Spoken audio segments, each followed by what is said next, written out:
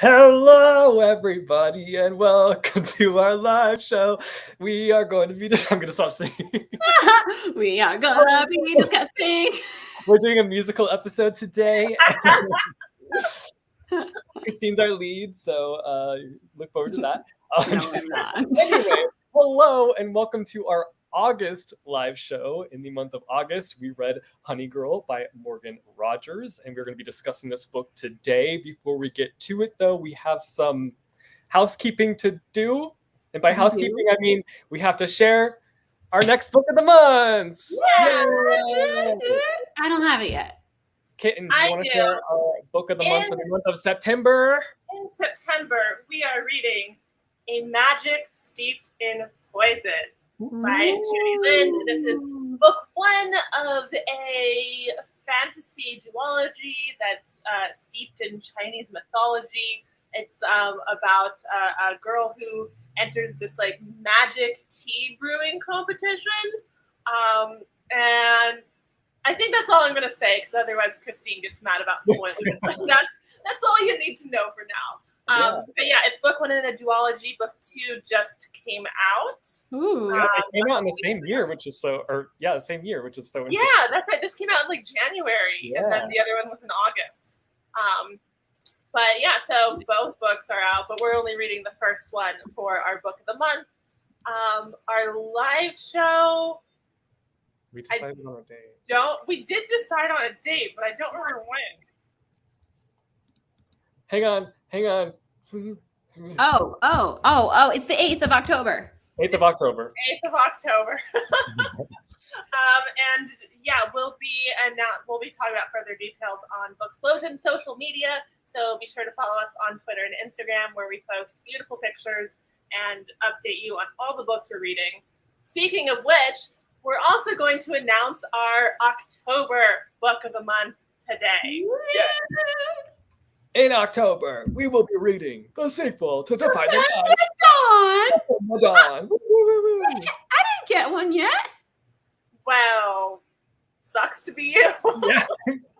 I feel like you should have gotten one, but anyway, this book comes out on September 20th, I believe, and it's going to be our October book of the month. We read Defy the Night last year, and we all really enjoyed it. So we're loved it. It's so it was good. It was made all of our like top 3 of Booksplosion books of the year. Maybe it made like my top of the year books. Of the year, yeah. We love BRIGID Kemmerer here. She's a fantastic writer. She writes really accessible, fun fantasy. Great we love book 1, and we're excited to read book 2. Yeah. We don't have a live show date for this one yet. Why don't I have this book? I'm gonna have to email them. I want it. You're getting a hardcover. Do you care about the arc? Not if I'm getting a hardcover. Yeah, you're fine. Okay. So what if I don't get the hardcover either? You will. This was just a regular mailing. This was before before book of the month. It wasn't from the book of the month. No, it was just a regular Bloomsbury art drop. You probably got it sent to your old address. No, maybe, but I feel like I sent over my new address when we were talking to our Bloomsbury people. Yeah, I mean we'll sort it out. Anyways, yeah, October book of the month. Yes. September book of the month. Woo! And August book of the month. Honey Girl by Morgan Rogers. Today we're talking about Honey Girl. I guess we should go over and do a little description moment. Christine, you want to describe it? Sure. Okay, so Honey Girl is about a 28-year-old young woman. She's a Black lesbian in the astronomer community, and she's just like very excluded in that community because it's all mostly white males. And she just got her doctorate, and she's applying for all these jobs, and these different, I want to say companies or like academic associations will, find any possible reason to reject her because she's other. And it's just incredibly frustrating because she's worked so hard for 11 years to get her master's, get her doctorate, and do all this research and like defend her dissertation. And she's a great astronomer. And she's just thought that once she got her doctorate, she would be able to stop fighting all the time just to be accepted as an academic. But they're always finding different reasons to question, like, if this research is even hers, if she's just taking credit for other people's work, like all this bullshit that she has to deal with has really, really taken its toll on her mental health. And so she goes to Vegas with her friends to kind of blow off some steam, and she ends up getting drunk, and she meets this girl, and they get married. And like she wakes up with a note on her pillow being like, sorry I had to leave, but this is my business card. And that's it that she's seen of her wife. And she's like very, very meticulous about her life. She's planned everything out, but the jobs haven't panned out yet now that she's graduated.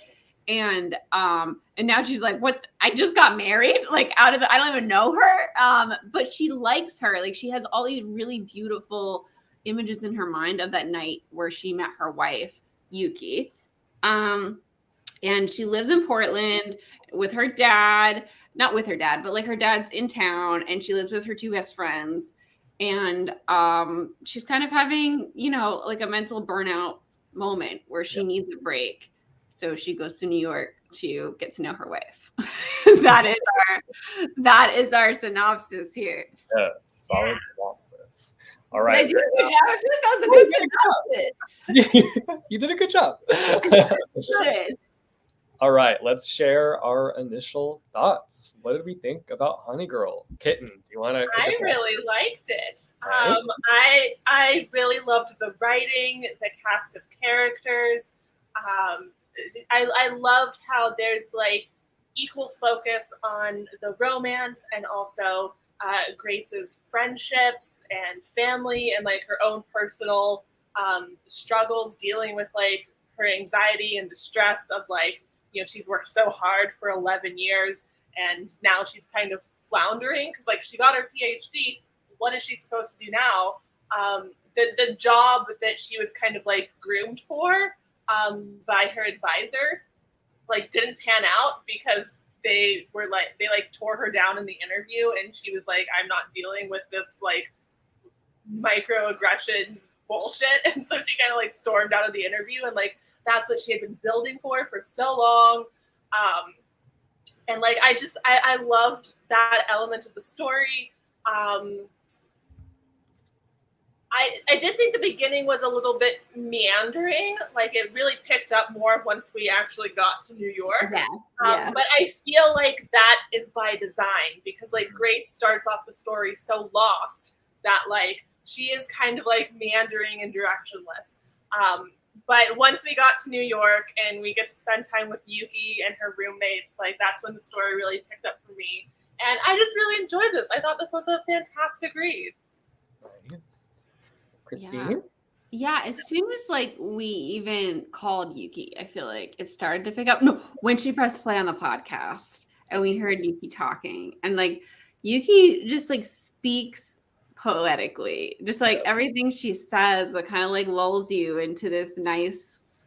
I love like the concept of her podcast. It's kind of like you're feeling alone and you turn it on, and I love that moment where Grace is like, I'm not going to fall asleep, but she ends up falling asleep to it because it's just so soothing to feel like she's not alone. Like it makes her feel safe and seen and heard, just like Yuki wants it to. That's her goal. And I thought that was really beautiful. I really enjoyed it. I didn't love it because it was like kind of sad. Like I was like, I thought it was really relatable to her existential crisis and like trying to figure out who she is after her schooling and like what she does next. And that was really relatable, but also it's like one of those deep topics that hits you hard, and you feel her in like her dark moments, and there's not as much levity between like her and Yuki because of it. She's going through some shit, and this shit is heavy. Yeah, and you kind of expect that from the trope of like I accidentally got married in Vegas to be a little more lighthearted and rom-com. Right. This is definitely not a rom-com. Like, it's more, I would say, like, It is women's a fiction. Yeah. Yeah, like, it's like a drama. Like, there is romance. There is a love story. There is, but it's not focused on the romance. And I thought it was going to be, just because of you think it's going to be the trope. Yeah.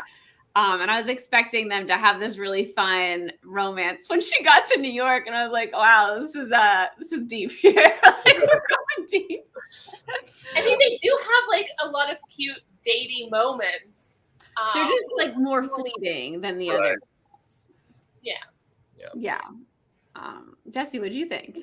I liked it a lot. I didn't know what to expect going in, because all I knew was like the Vegas aspect, like, oh, she accidentally got married. So I was expecting like this romantic comedy. Yeah. And I'm not mad that I didn't get that, because like I liked that it didn't go in kind of like a cliche way, I guess, where they're like, oh, how do we get out of this marriage or something. Like, it was more of like, oh, maybe we have a connection. Let's like see where things go. And like, you know, I just liked that aspect. And I loved like how it touched on like burnout and, you know, like being in school for so long, coming out of it, expecting your life to go a certain way and it not going the way that you expect it to. Like, I just loved that element, because like that's super relatable. Like, even now, like, I don't know what's going, like where my life is going. And it's just like, you feel like, so like you're in a crisis and you're just trying to figure things out, and things aren't working out the way that you expected them to. So I just like related to that a lot. And I loved seeing her kind of going through that. And I also like her parental relationships. Those aspects in the book were like really interesting to me. And I loved that those were kind of like, you kind of saw growth in those relationships by the end. So yeah, overall, really enjoyed it. It wasn't what I was expecting it to be, but for the most part, I liked it a lot. I feel like a lot of the themes in it feel familiar, because we read a lot of YA and they're like YA themes, but like the fact of the matter is that those themes come up in cycles in your life, and they do come up a lot as you approach 30, I feel like, because it's this landmark age that you're like, I'm supposed to have it figured out by now. Why don't I? And even if you felt like you had it figured out at 22, and I love like Taylor's been touching on this a lot in her music lately, like you can feel like you have it figured out, and then the years pass and all of a sudden like you're confused again, and it starts all over, especially when you're in creative jobs, because a lot of it's freelance, a lot of it evolves. Like right now I feel that same way. I'm like, where am I? What am I doing? Like, am I like on the right path? That sort of a feeling just comes up cyclically. And I like that. I love seeing it at like an older age in this novel. Yeah, that was one thing that I really appreciated, was that it has that sort of quarter life crisis kind of vibe, and like the coming of age element for a woman who is in her late 20s. Which I really enjoyed, because like you're still figuring stuff out then. Like, you're still figuring stuff out. You're always going to be figuring stuff out. That's something that you don't really think about as a teenager. Like when you're an actual like YA age person, you think like, oh, you know, like I'm 18, like I might be kind of confused about what I want to do with my life, but like I'll have it figured out by 25 for sure. It's like, no, I'll have it figured out by 30 for sure. I'll have it figured out by 35 for sure. I feel like we do figure it out for a time, and then like it cycles back around. Yeah. And I also love that like I there's a lyric that Taylor also has, like I ran so fast the curve became a sphere, and like she came back around to where she was when she was young. You know, it's in like This Is Me Trying or something, but it just like, yeah, you go so far and then you end up coming back around to the front because there's, you know, everything ends and you're like, wait, what comes next? Like, I did that, and now where am I? Who am I? What am I? Definitely. But it feels like I feel like I went through like a situation similar to this like pretty recently too. So that's why it's like, oh, this is weird, like reading about it now. Okay, I turned 30 in June, and like I thought that I had already had like my crisis when I was in like 29, like that year. I just like everything was just like panic mode, crisis all the time. But then like I hit 30 and I just like I burnt out on life in general. I didn't want to do anything, and it was just like so hard. And so I don't know, it was just nice to read this and be like, okay, I'm not alone. Everybody, like, this happens to everybody, you know, like, we're all going through it. I don't know. I mean, especially not just an age thing, but I feel like the last 2 years, because of the pandemic, has thrown everyone into a kind of floundering crisis of like, what am I doing? How do I navigate this? Like, it's been a big life-changing thing for just about everyone. Yeah. And so I feel like we're all floundering because of that. And then also people who are hitting those certain ages, like recent college graduates who graduated during the pandemic, like they're like double floundering because of everything. Right. Yeah. I feel like I'm feeling that burnout feeling right now. And it's because like I haven't been able to YouTube consistently for so long because I've been on constant deadline for the last year, like over a year. I've been like this project and this project, and like they're all writing. So it's all like not this. And I love doing this. I love editing on the computer, like my videos, and being creative in that different way, and like performing and filming. Like rare. I don't remember the last time I filmed was a long time ago. Like, and I was just thinking, like, I this book had me thinking, like, do I not like writing? But the fact that I love it. I just don't want to just that to be the only thing I ever do. And that's all I've been able to concentrate on. Like, I don't want to do 2 projects at once that are writing, because I want to be able to do this type of project. Like, I want to be able to work on film and stuff. And I did the I did a filming gig. You're spoiling yourself. I did a filming gig recently, and I just felt so good to be in front of the camera and be like stretching that muscle and performing in that way. And I missed it so much. Like, we need to take breaks.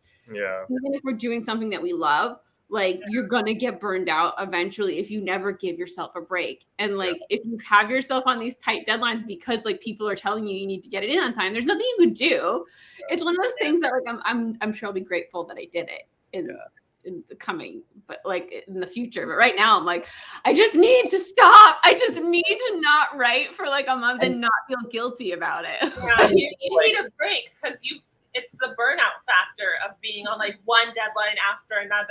And I know that you've had to like push a couple deadlines, like extend a couple of them because you're juggling these multiple projects. Yeah. And it's so stressful, and it's the burnout thing. Yeah, it's like if we don't give ourselves breaks, it just happens. But then sometimes you're like taking the break and you feel guilty for taking the break because you've been overworking yourself too. That's something I've and that I know, like, you went so hard for so long on YouTube. I feel like we all like have a point like that, and then you crash because it is a 24/7 commitment job.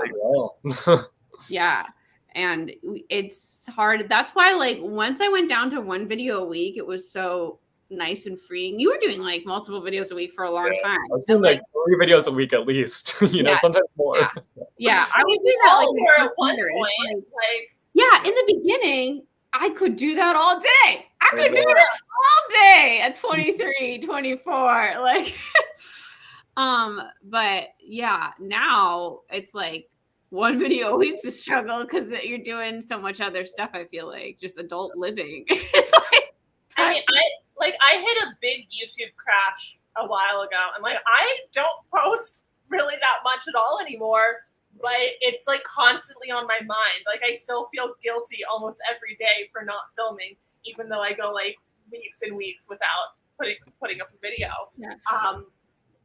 But it's just go ahead.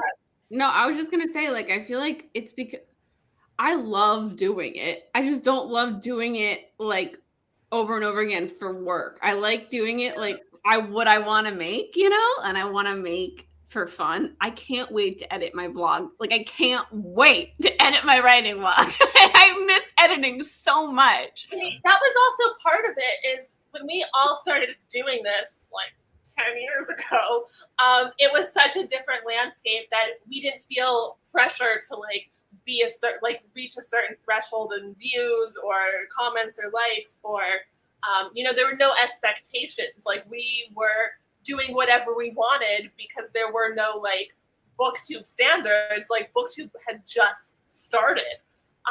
So like there was a lot of freedom in that. And that's changed over the last few years, especially as the community evolves. Like that's what happens everywhere in every community. Like it evolves as time goes on. But that's been an adjustment for like maybe you guys as well, but like for me definitely to try to like learn and grow in this new system when I'm so used to like how it used to be back in the day. I think for me, like one of my, I know we're talking about YouTube stuff right now, and now I think it's okay though because it relates a lot, and it's a contemporary, so it's not as like this is the kind of stuff that it does spark. Yeah, I think for me though, like with YouTube, is that I feel like I've evolved as a person, but when I get in front of the camera to film, like I feel like I have to go back to who I was a couple years ago, and I'm not really that person anymore. And I like I've been like trying to like just change to who I actually am in my videos, and like recently, and I get comments of people being like, "Are you okay? Like, is something wrong?" I'm like, "No, I'm being myself." It's like so hard to evolve because I don't know. They want like the old you, and it's just like I can't always be that person. Yeah, so. You change and grow, and it's like I think our audience is changing and growing too. I think those people who are saying that are like kind of holding on, and I feel like in denial of just like the life. Like you change, people change and evolve. But like when I try to be that person too in videos, it's like I get exhausted after filming. I'm like, oh my gosh, did I just get ran over? Like what? That's like, always me after filming. I need to take a nap. Like, yeah, that's always me after filming because I am like the highest energy version of myself. Right. On my like latest book haul, did I even tell you guys this? Like, I had so much fun filming that book haul. It was like the first time I felt like myself in front of the camera in a while because I'm always like burnt out filming because I've been like writing like and putting my creativity in a different venue.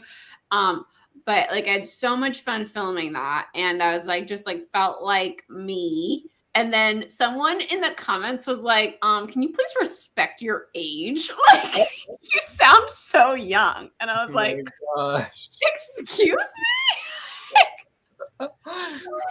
Respect my age? Like, shut the fuck up.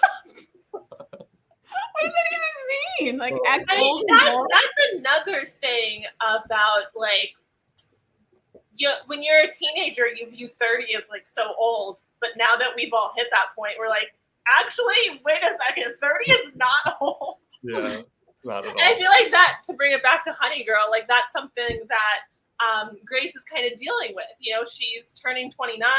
She's like supposed to be an adult, but she still feels like she hasn't found her place in the world, and she still feels like young in that way. Like she's still discovering herself. Out of school. Like she is just submerging herself in the real world. So like that's always going to be a point where you feel a little lost, I think. And she's just hitting it late. Like she said, she's like, everyone already did this, but I was like busy getting my doctorate, which took so much longer. Yeah. I mean, that was also the thing. She spent 11 years working so hard and never taking a break that she never got to do a lot of those like early 20s, late teens kind of things. Like, you know, it's mentioned that she had like a kind of a rebellious stage when she was a teenager, like before she got like locked into the plan. But like once she got locked into the plan, like she had no time for other hobbies or breaks or like just learning about herself and exploring herself. She was like so single-minded on like the plan and like that's that academic scholar life. Like it's and, like, she had it doubly hard for or maybe like triply hard for being a woman who was Black and queer. Like she had like a much greater struggle than just even like other women in the industry. Yeah, constantly having her guard up and like wanting to be above perfect. Yeah. And it's just so exhausting to have to do that constantly. I can't even imagine being like in the academic world for that long. Right. And especially with the like fear of failure that is like so ingrained in her because of her dad, who was like real into her head, like porters are the best. Like we always do the best. Like we're always the best. Like she feels like she can't mess up at all and she can't fail at all. Yeah, that seems to be like a military mantra because I feel like I've seen like quite a few over the years, like military children say things like that. Yeah. And so like even though her getting drunkenly married in Vegas is like a failure, it's her messing up, it turns out to be like exactly what she needed and like a really good thing for her, because like her relationship with her wife is like really supportive and easy and good, but she like doesn't think she's allowed to have it because of the whole like it was a mistake. It's hard, yeah. I'm not allowed to have this. Like this isn't part of my plan. Yeah. And it's like that, like nothing easy is worth having. But the fact is like it's still not easy. Like she's still across the country. Like it's gonna take a lot of compromise and to like weave their lives together. Yeah, it's still gonna be very worth having for her happiness. That was my thing. I don't know if we did a spoiler warning, but I guess we're like into spoilers now. We haven't really spoiled anything yet, but No, we haven't. I'm going to spoil something now. So I just wanted to be clear that half an hour into the live show, we're in spoiler territory. That was one thing that I really loved about the third act breakup, which is something that is kind of hit or miss for me sometimes because, you know, on occasion, the third act breakup feels very forced and like, or it's due to like a stupid miscommunication or misunderstanding or something. But this has happened, but it's annoying. Yeah, for plot reasons. But this didn't feel like it was for plot reasons or that it was forced. It felt very organic, and like Grace really did need to do some growing on her own before she could come back to this relationship. And also the struggle of kind of, you know, Grace's life is on the West Coast and Yuki's life is on the East Coast, and you know it's not as easy as just like, oh yeah, I'll just look for a job in New York, because like she also has friends back in Portland, and like it was a very real struggle of like, how do we make this relationship work when we live on opposite coasts? I was like, why didn't Yuki ever even ponder going to the other coast? Yeah, I mean that is a question. Like she did just kind of expect Grace to be the one to find a job in New York, but like Yuki does her anywhere. She can do it for anywhere, and also she's a waitress, so like she could also find a waitress job. Yeah, I was like, her academic people, like her mentor and her family. I don't know where Yuki's family lives. I mean, it's less about. I mean, their fight was less about logistics. Like it wasn't just. It was more about like the job that she was offered. Yeah, and it was more about like, is this can I make room for you in my life? Like being married to you doesn't fit with the plan. So like Grace didn't suggest Yuki moving either. You know, it didn't come up for either one of them because that wasn't like the actual root of the problem. Like she could have had Yuki move to the West Coast, but like Grace would still be set in that mind of like the perfectionist, like everything has to go according to plan, and like she just didn't fit Yuki into her life plan at that point until she, you know, had to do some work on herself and go to therapy and figure her shit out. Yeah. I really liked when she went down to Florida. I was like waiting for her to go down to her mom's. Yeah. At first I thought she was going to invite Yuki down there, but yeah, and then she ended up in New York, and I was like, oh, okay, we're going to go down there later. Yeah. Let's see here. It was interesting to see the various cities in the U.S. as settings, says Bunton, cozy mystery lover. I thought that was interesting too. We got to be in like a lot of different places throughout the book, and each place had its own feel to it, which was really nice. You got like a real kind of ambiance of the city that they were in, especially like you could really feel when she went to Florida. I feel like, as opposed to even New York like felt more claustrophobic, and there were like a lot of people in this one little space. And even though in Portland she lived with two other people and had her like two best friends, it kind of felt like more relaxed because she was at home. Right. Yeah. Yeah, what did you guys think of the ending? I thought it was great. I'm a big fan of sort of a wedding beginnings and endings. So like I loved that like we started with a wedding and we ended with a wedding. Oh, I didn't think about that. I didn't think that either because we didn't like get to be at the wedding. Right. It's like literally the prologue is that night though. So like we got enough of it, and like, you know, it's the whole inciting incident of like, you know, she got married. So like we start with a wedding and we end with a wedding. I love that. I love that Yuki showed up again at the end and they got their little reunion. And there were a couple, I could have done with a little more follow-up, that like I would have really liked to see Grace get a job in New York. Yeah. And I also would have liked one more scene with Yuki's roommates, her New York friends, because Grace does kind of just like peace out and leave suddenly, and like there's no sort of closure there. But on the other hand, you know, I kind of like the open ending still works. I'm not like, this feels unfinished, because like we know from like her plans and what she's going to do is like she's gonna get a job in the New York area. She's gonna hang out with the New York friends again, the New York crew again, and like so it's okay being a little open in that way. But I would have liked to see her succeed in her chosen career. Yeah. When her brother, is it Raj, came to visit, and he was talking about how like he doesn't want to run the tea room, but if he told his sister, then she would drop everything to do it. Were you all, no, Jessie wasn't, but were you thinking of Hamilton? She's like, the Satisfied, when she was like, my sister. Wait, how does that go again? I will never be satisfied. I'll never be satisfied. Both sisters are in love with Hamilton, and the older sister steps back because she's like, I love my sister so much that like I'm gonna let her more than anything in this life. Musical episode.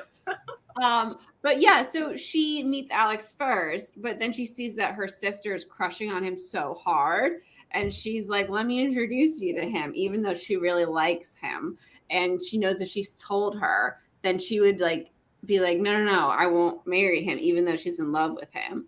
So yeah, it was those vibes for sure with Raj. He was like, I want my sister to do what she's doing and not drop everything and run this tea room because it's my responsibility. I'm the oldest. Yeah, I didn't pick that up when I was reading it, but I see it. Yeah.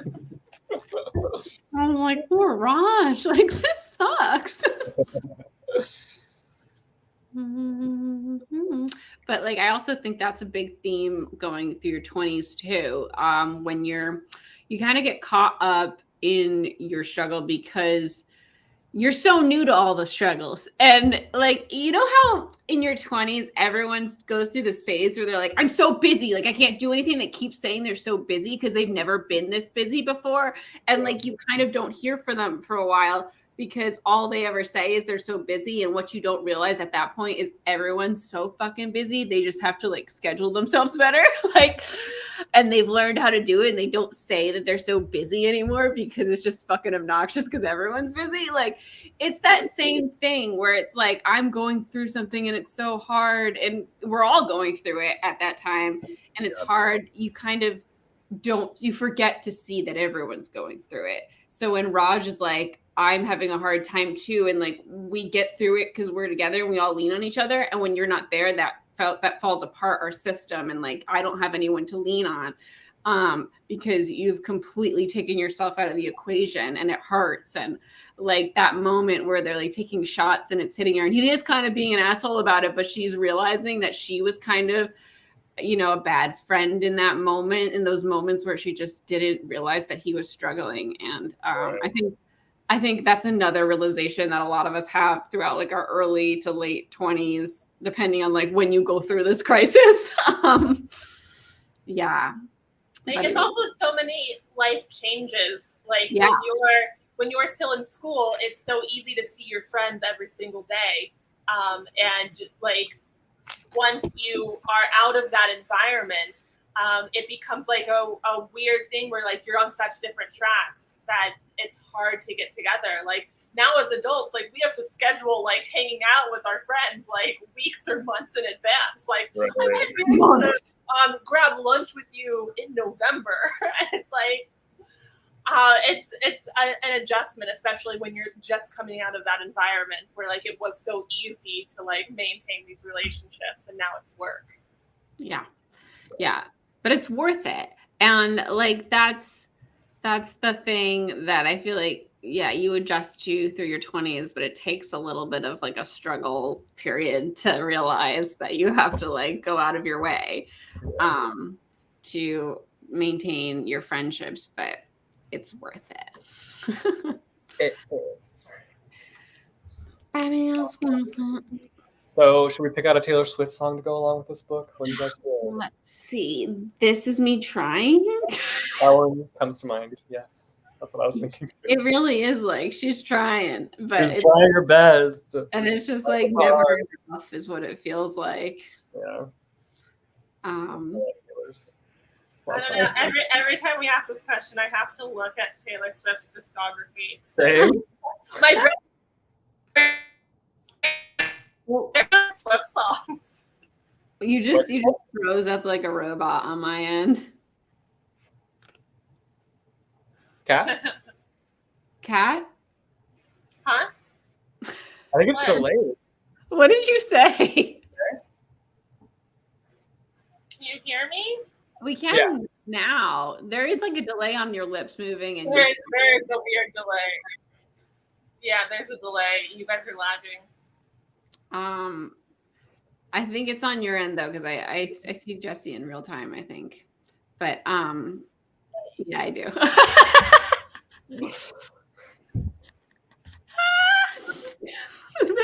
This doesn't really help the mic situation. No. All right, let's talk about the parental relationships. Like, what did you feel? How did you feel about daddy issues? Yeah, we've got the daddy issues. I really liked her stepmom. I thought she was super cool.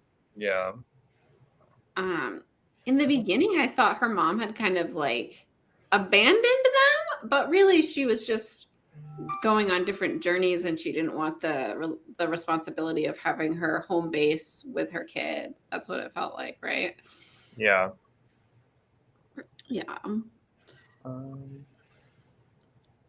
thought it was interesting that like her dad called her Porter. I don't know why. Like, why didn't he just like? It was his own last name too, which was like I feel like that was like kind of telling of their relationship in some ways. I guess I don't know. Yeah, I guess he's used to though calling like everyone that he works with by their last name. Yeah, but it's his daughter. Yeah. I know, but like he's like kind of looking at her as like a recruit almost. Yeah, I mean, I get that. I do think that it's mentioned when Grace is in therapy. She's like, I don't want to discuss like the military aspect imperialism, of like, relationship. Like maybe we can talk about that later, but like not right now. But I think that would have been a really interesting element to explore. Like, I mean, it doesn't quite fit in with like the tone of the story and like something that we need to address in this book. But I think it is something that these characters need to address in their lives.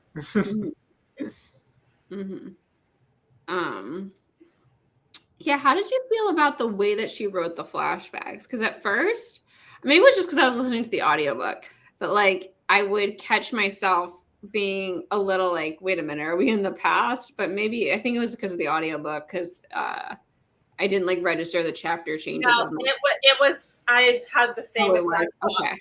I mean, it was mostly for that.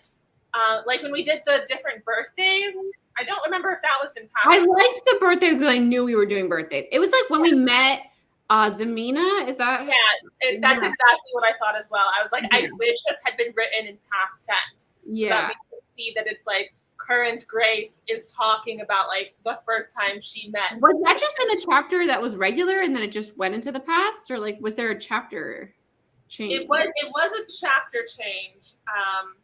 But it was written in regular, like tense, like we were not in the past. Yeah, and I just wish that it had been like, I know the book is in present tense, but like since this, if it had just said like a year at the top, because I feel like it didn't do that either. Yeah, that would have worked as well, but it was a little bit confusing, and I just remember thinking like, this should have been written in past tense.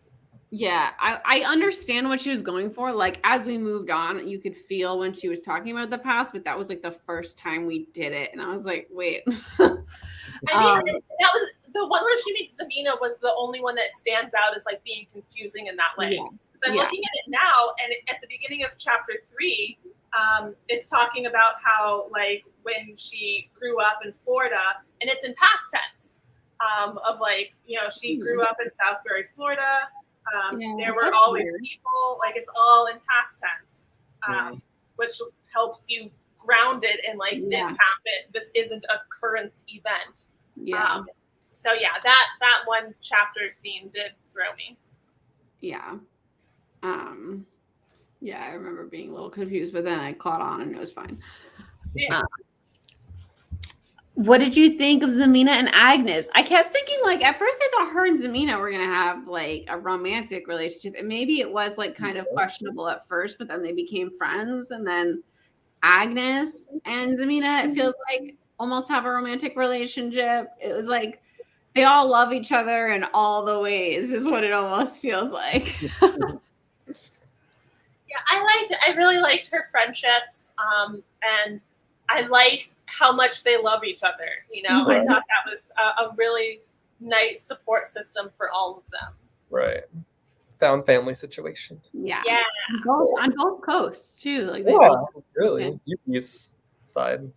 Yeah. Which was great because from her actual family, she didn't feel that kind of open love. You know, like her parents obviously love her and care about her, but like it's her best friends who are the ones who like say it all the time.